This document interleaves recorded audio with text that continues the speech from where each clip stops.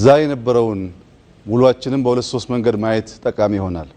አንደኛው ኢትዮጵያውያን ሲወስኑ ሲያብሩ ለነገ ለልጆቻቸው ተስፋን መትከል ሲወስኑ መሰረት መጣል ሲወስኑ ምን ማድረግ እንደሚችሉ ዛሬ ዳግም ለዓለም ሕዝብ ያሳየንበት ቀን ይመስለኛል። ይህኛ ያሳካነው ድል በብዙ ሀገራት ሊታሰብ ይችላል፣ በቀላሉ ግን ሊከወን አይችልም። 26 ሚሊዮን ሰው ምንም ገንዘብ ሳይከፈለው አብዛኛው በዝናብ ውስጥ ሙሉ ቀን እየተከለ መዋል በዋዛ ፈዛዛ ሊተገበር የሚችል ተግባር አይደለም። ይህንን ታላቅ ተግባር የፈጸመውን መላውን የኢትዮጵያ ሕዝብ በታላቅ አክብሮት ማመስገን እወዳለሁ።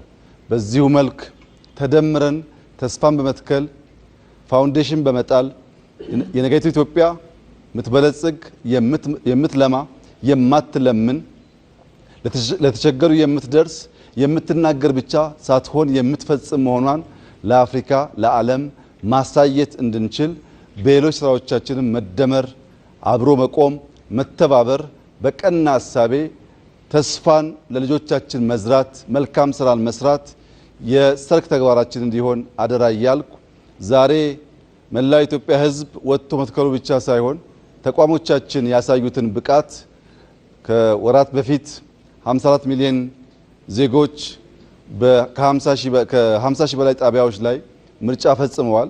ዛሬ ደግሞ ኦልሞስት በሁሉም አካባቢ ማለት በሚቻል ደረጃ 26 ሚሊዮን ዜጎች ወጥተው ሲተክሉ በየቦታው የሚዲያ ሙያተኞች፣ የአይ ሙያተኞች፣ የግብርና ሙያተኞች፣ የግብርና ኤክስቴንሽን ሙያተኞች፣ ሌላ በበጎ ፍቃድ ማገልገል የሚፈልጉ ወጣቶች ተሳትፈውበታል።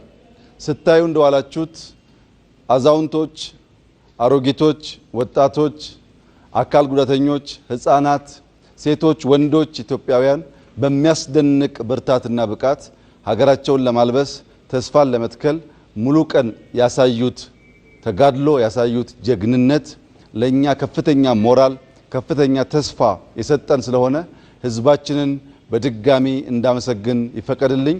መላው የኢትዮጵያ ህዝብ እንኳን ደስ ያላችሁ። ባለፉት ጥቂት ወራት የዘንድሮውን የግሪን ሌጋሲ ተስፋን መትከል አለብን ካልንበት ቀን ጀምሮ እስከ ዛሬ 6.5 ቢሊዮን ገደማ ችግኝ ተተክሏል። ቀሪው 1.5 ቢሊዮን በቀሪ ወራት የሚፈጸም ይሆናል።